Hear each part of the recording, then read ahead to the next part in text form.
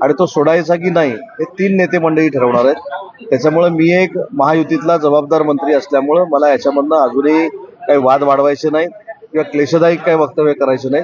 त्यांचं हे मत जे आहे हे लोकशाहीतलं मत आहे आणि त्याचा मी आदर करतो. त्याचा आदर करायचा की नाही हे नेते मंडळी ठरवतो. मला असं वाटतं की मला कोणाच्याही सर्टिफिकेटची आवश्यकता नाही.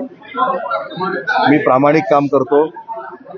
मशीनमध्ये जाऊन देखील जरी बघितलं की उदय सामंतनं कोणाला मतदान केलेलं आहे ते देखील कळेल मी कोणाला मतदान केलेलं आहे. त्याच्यामुळे मला असं वाटतं की या सगळ्या वक्तव्यावर माझ्यासारख्या मंत्र्याने वक्तव्य करून कुठं वाद घालावा आणि वाद वाढवावा एवढा काय मी अपरिपक्व नाही. त्याच्यामुळं नितेशजींनी जे वक्तव्य केलेलं आहे त्यांनी त्याची खात्री करावी. त्याच्यातनं त्यांनी देवेंद्रजींकडे तक्रार करावी आणि देवेंद्रजी त्याच्यावर योग्य ते काय बोलतील याची मला पूर्ण खात्री आहे.